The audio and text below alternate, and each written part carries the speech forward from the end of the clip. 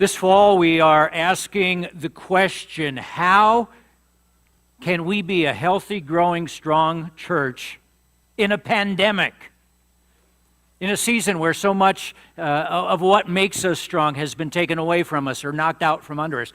How do we still grow as a church? And one answer the Lord gave to us last week was in that story we looked at where Jesus washed the feet of the disciples. And we said that if we're willing to make the decision to open up our minds and open up our eyes and open up our calendars to wash each other's feet, to serve each other, well, we'll be able to continue moving forward as a church. And this morning, we now want to move on to another answer to that question in this great parable in Matthew 25. Now, this is you say, how does this story fit? This story was told specifically by Jesus to his disciples in answer to their question about what should they do in a world that's falling apart. And let me prove this point to you by showing you the context of the story. So let's jump into it first. Verse 14 says, "For it will be like a man going on a journey who called his servants and entrusted to them his property." Well, first things first, for it will be like. What's the first thing we want to know?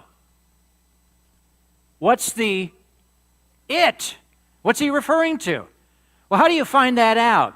We need something that's called context. And I want to illustrate the importance of knowing context to you. If I were to show you this picture, let's show that first slide, Nate.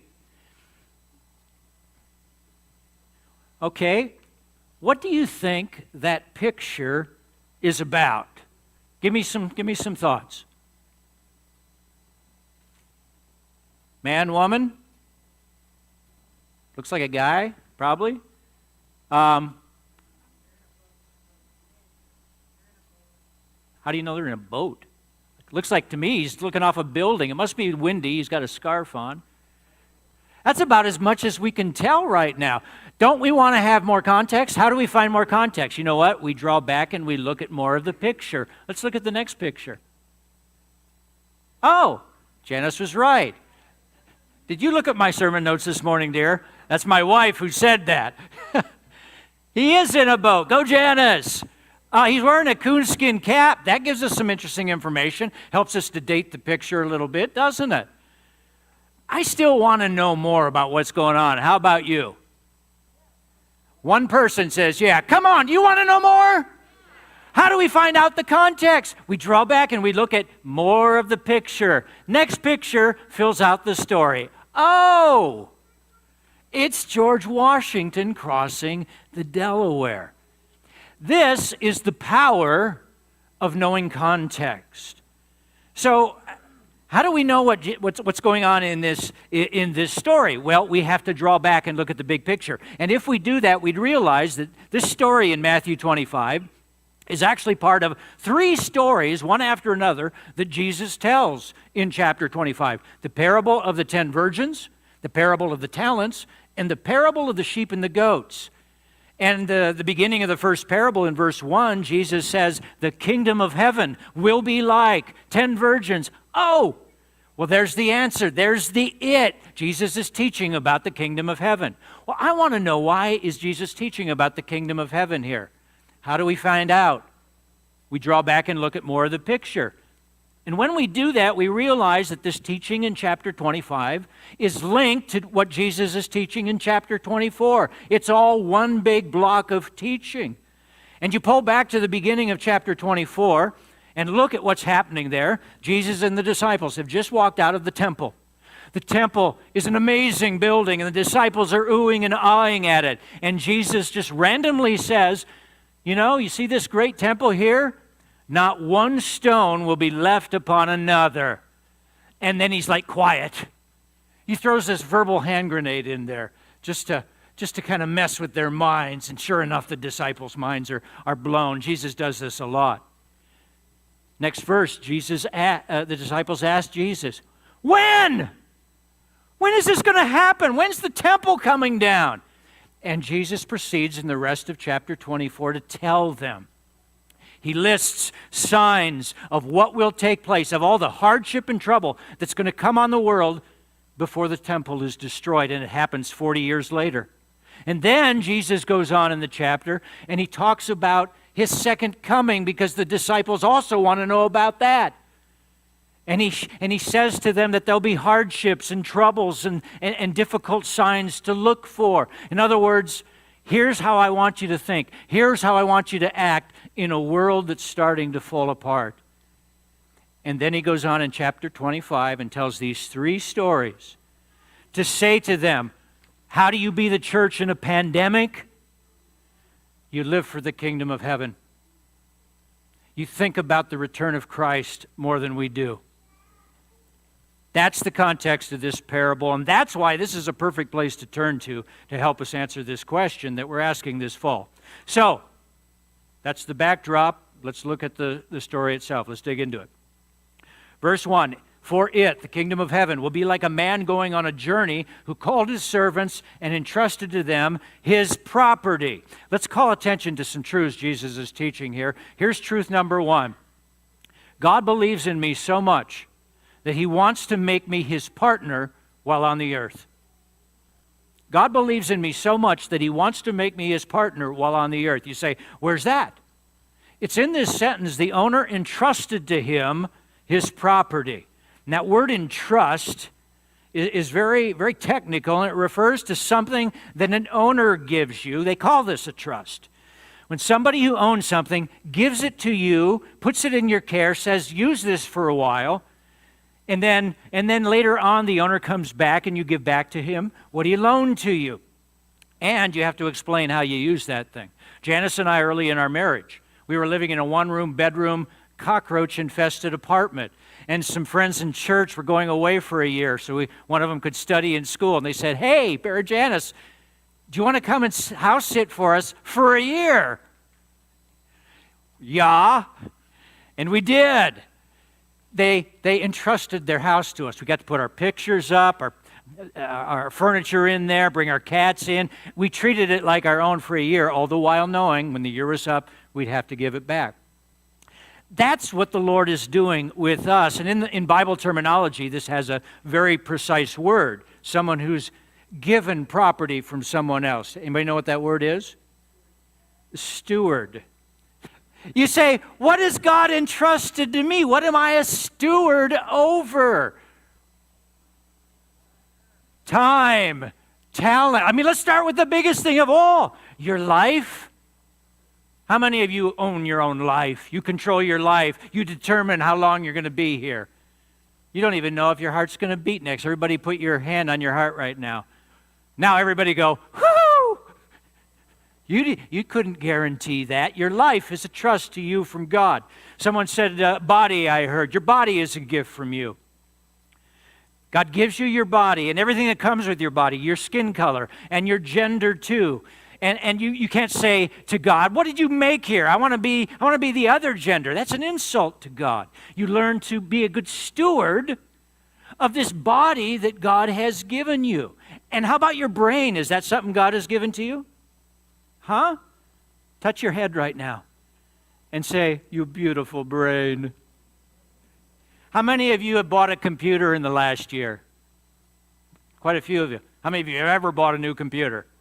What's it like when you open the box and you open it up and you take it out and aren't you excited? Isn't it like, oh, come on, JR. It's a great moment, that fresh computer, and you plug it in and you boot it up. Well, think about it. What's up here? Touch your head again. You at home, touch your head. Blows away any computer that you've ever opened up and been excited about. You're a steward of that. Your health, your relationships, your community, the earth you walk on. With all these things, God says to us, children, you're my stewards. Take care of these things for a while. And then he gives us a stewardship manual called the Bible, where we learn how to run all these things, how to operate money and run in relationships and how to work and all these wonderful things. Stewardship is all over the Bible. We see it right away in Genesis 2. Genesis 2:15 says, the Lord God took the man and put him in the garden to work it and keep it. Say that. Work it and keep it. That's stewardship language. The first harvest was on God, obviously. I mean, can you imagine that? Adam coming in, I'm weak, God, what's happening? You're dying. Oh, what do I need? Food. When will the food be here? About 3 months, God says. How long do I got? Oh, a month. That wouldn't work. First harvest is on God. Second harvest is on us. We're His stewards. To be a steward is the highest of callings. It's to be royalty. Proverbs 25, verse 2, I love this verse. It is the glory of God to conceal a matter, but the glory of kings is to search things out. See what we're called here? Kings. Queens too. Why? Because we're given great responsibility. There's responsibility to search things out, to find things out, to work things out. And that's what it means to be a steward. It is the glory of kings to do this. Now, I don't know about you, but I don't want everything to be handed to me in life. When everything is given to me with little effort on my part, something in me is diminished. Something in me dies. That's the big gaping error with full-on socialism that's talked so much today. That if only the government provides for all our needs and takes care of us, then we'll be happy. A safety net, sure. Nice roads, good bridges, a defense, a few regulations, but endless welfare and food stamps, cradle to the grave provision. Oh, God, save us from that fate. Instead, God makes us His partners on the earth. That's what Jesus did with the disciples. He didn't do all the work. The story of the feeding of the 5,000. The disciples say to Jesus, the crowd's getting hungry. Send them home. Jesus says, you give them something to eat. And they do. And end up with 12 basketfuls of food left over, one for each of them, as though God is saying through Jesus, attaboy, be my stewards. You and I need to find this highly encouraging. I hope this point is sinking in, because this means that God wants to use us. Little old us, we're the kids standing at the backstop at the playground. Remember that on recess? That always gets picked last. Any of you remember that? And God looks through that crowd and He sees you and He works His way through the crowd. He walks past the beautiful and the muscular and the smart, and He looks at you and He says, I want you to be on my team. That's amazing. We should all stick out our chest a little bit thinking that. Do that right now, everybody. Stick out your chest a little bit, because God wants you on His team. He wants to make you His partner. All right, let's continue. Halfway through the sermon, and we've got through verse 1. Woohoo! Verse 15, to one He gave 5 talents, to another 2, to another 1, to each according to his ability. Then He went away. Well, here's the next truth I see in the story. Write this down. God believes in me so much that He gives me talents with which to serve Him. Now, just so there's no confusion, when Jesus uses the word talent, he's referring to a unit of money back in His time. We're using the word talent to refer to our gifts and our abilities, our literal talents. It just so happens that in English, the words are the same, which isn't a bad thing, because it helps us to get the point. A talent of money in the story is a symbol of the gifts and talents that God has given us. And we're to use them. Now, at first glance, we read this verse here, and what do you want to ask God? Don't you want to say, hey, you're not being fair here, God. You gave one guy 5 talents, you gave one guy 2, you gave one guy 1. What gives? But the story is not about fairness. The story is about how life is, how life works. The varying amounts of talents are not a symbol of our worth. Do you think the one with 5 talents is more important than the one with 2 in God's eyes? Nope.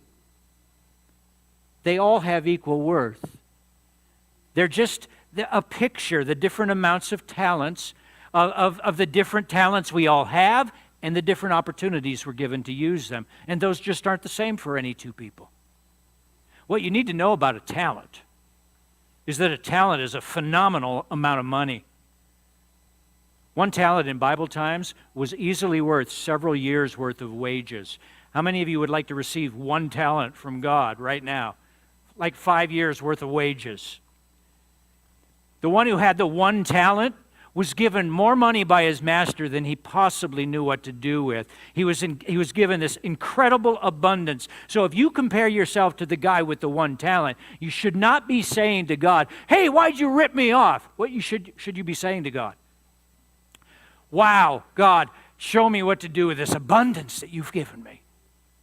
Or a better question would be to ask, "God, what are these talents that you've given me to use to grow your kingdom?" There's two things we can do to find out the talents we have. Write these down. The first is you can look in the mirror. If you want to know how you're talented, look in the mirror. And by that we mean do some sort of self-assessment of your talents. There are dozens of tools today. How many of you in the military have had to do like a half dozen different self-assessments? Yeah? Myers-Briggs, you can do an Enneagram. That's the fad these days. Strengths Finders is a good one. But do you know that Strengths Finders got bought out? I went to the website the other day to check it out. Do you know what they call Strengths Finders now? Clifton Strengths. That is so funny. If you're watching from home, my last name is Clifton. But please don't come up to me after church and say, "Oh, Pastor Clifton, give me some strength." Or don't come up and go, "What are my strengths?" No. Clifton Strengths, you got to be kidding. Why? I don't even understand that. In a couple weeks, we're going to look at another tool. We've talked about it before. Some of you have heard about it. We're going to talk about taking a shape inventory, knowing your shape. How many of you, raise your hand if you've heard of that before? It's a wonderful, wonderful tool for learning how God has shaped you, literally, to serve Him. And by the time we're done with that teaching, each one of you who wants to will know what his or her shape is. It's a wonderful tool. So, look in the mirror. That's a way to know what your talents are. But a second thing is this. A second way to discover them is just look out the window. Write that down. Look out the window. And by that we mean just look out there at all the needs that you see and roll up your sleeves and get down to work. The point is, you don't need a self-assessment tool to discover what your talents are. You just look out the window and get down to work, do something, you'll learn something about yourself that way. The Christian writer Frederick Buechner said this: "The place God calls you to is the place where your greatest joy meets the world's greatest need." That's beautiful. There are times where we can do too much introspection, and sometimes it's important to serve not only where you're gifted, but serve where you're needed. A few years back when Superstorm Sandy went up Long Island Sound and devastated the coast there, our church was one of many that over a period of several months dispatched teams of volunteers to go and help the people whose houses and lives were in ruins because of that storm. Now, one of my Clifton strengths is not home repair, and some of you are starting to discover that more and more. I'm not like Ryan Lott. I don't know if Ryan's watching from home, but Ryan in his sleep can build these giant spacious decks with gold-plated inlaid fire pits that when I stand back, it looks like the portico to the Kennedy Center. Do you know what I mean? And if the zombie apocalypse ever happens, you want to be on Team Ryan. You don't want to be on Team Bear, I'm telling you. But even though I can scarcely, tell a hammer apart from a wrench, I can take down a water-ruined wall of sheetrock. And so I went down with our team for a couple of the times where they did that. So serve where you're gifted. Look in the mirror. Serve where you're needed. Look out the window. God believes in us so much that He gives us an abundance of talents and gifts to serve Him with. Verses 16 through 18, coming down the home stretch here. Jesus says, "He who had received the 5 talents went at once and traded with them, and he made 5 talents more. So also he who had the 2 talents made 2 talents more. But he who had received the 1 talent went and dug it in the ground and hid his master's money. Everybody say, uh-oh. You know this isn't going to end well. Well, what's the lesson here? God believes in me so much that he expects me to put my talents to work for him. And there's a couple takeaways here. I mean, the word traded literally means to work, to invest, to perform, to acquire by labor. And so the first truth I see in this is that God expects me to work straight out. And why is that important? Because it's my belief there's a lot of Christians who don't get that God expects them to work. They forget that discipline is a part of being a disciple. I mean, the word disciple literally means learning the discipline of the master. You say you're a disciple of Jesus, then that's what you're committed to. Jesus used the word training quite a bit to talk about what he was trying to accomplish in the disciples' lives. When a disciple is fully trained, Jesus told them, you'll be like your master. Paul picked up on that word. He told Timothy, train yourself to be godly. It's so important that we understand this. A lot of believers live horribly undisciplined lives. And part of the problem is we've made modern-day discipleship soft and cuddly. No work required. Just let go and let God. The parable of the talents is here to rebuke us if we think that way. You think that just because you're saved by grace, not works, means that there's no work for you to do. You get to lay down in a hammock now while the angels bring you Dove chocolates or something. Could I have the dark chocolate, please? You know, the milk chocolates, no. No, that's not what Christianity is. You know what? I said that and I just remembered something. I have some Dove chocolates with me. Woo! I totally forgot about that. Oh, JR just said he's trying to do away with that, and I throw him a chocolate. Sorry, brother. Sorry. Lead me not into temptation.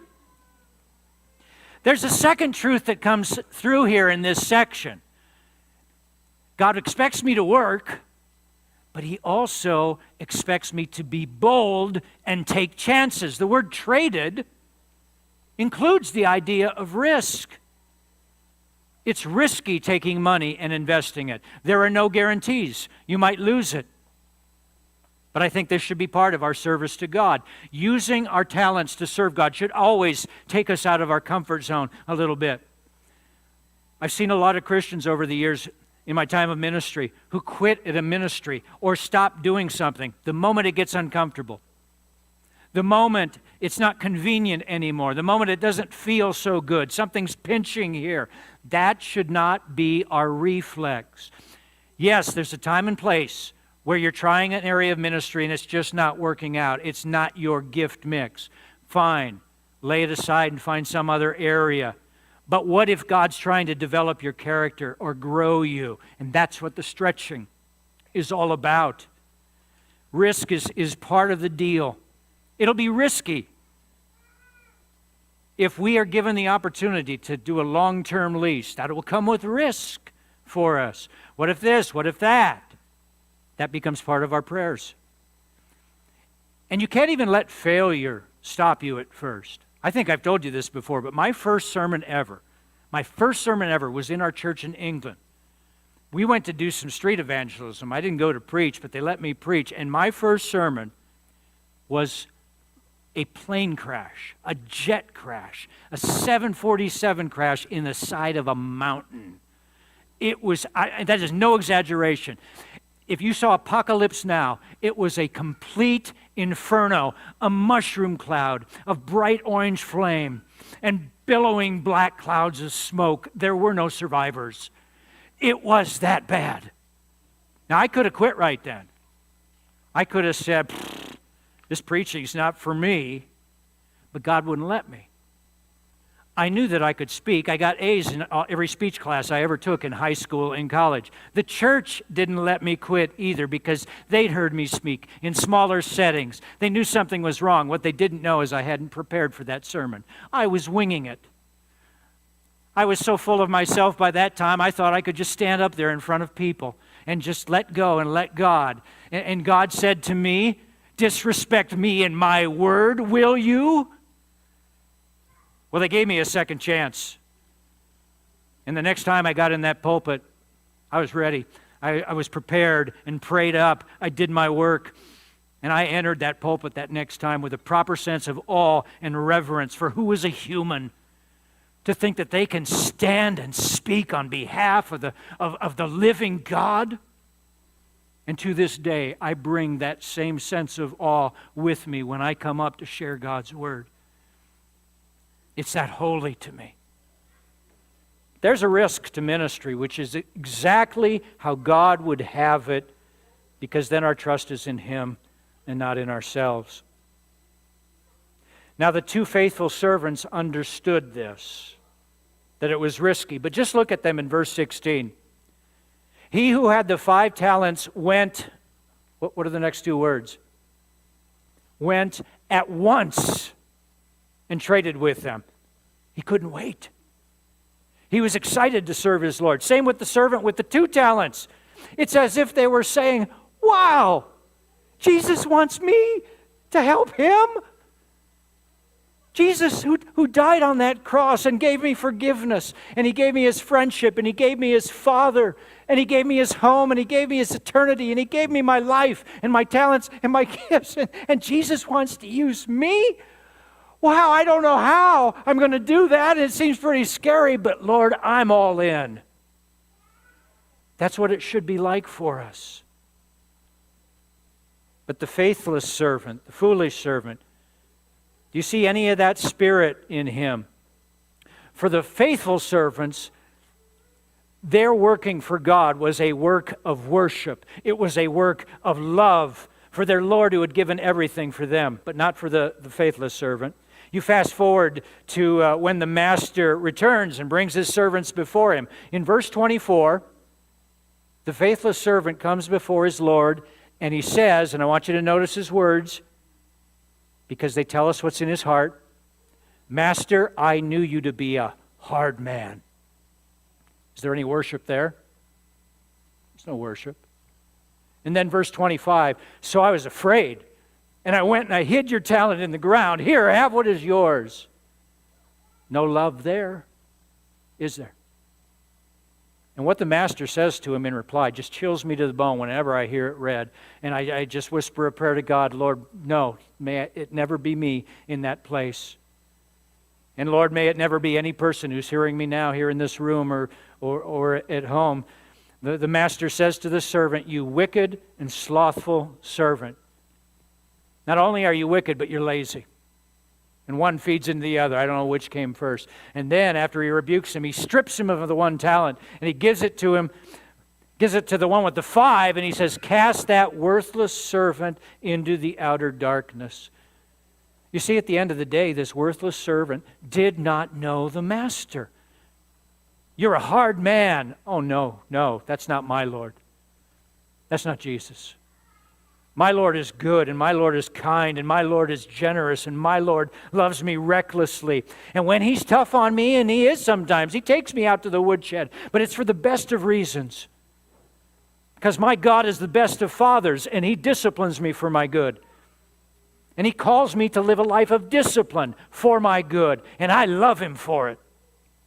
That He treats me as His steward, as a king. And because I love Him, I want to serve Him. I want to take the time and the talents and the treasure that God has given to me, and I want to give them right back to Him. And I pray, my friends, I pray that this is each of our attitudes here this morning. I pray that this reflects your heart as well. So, we now have 2 answers to the question, how do we be a church in a pandemic? We look for ways to wash each other's feet, to serve one another, and we take our gifts and our talents and our abilities, and we hold them up to God, and we say, Lord, use me to grow your kingdom of beauty and goodness and love. Use me. I'm scared, but use me.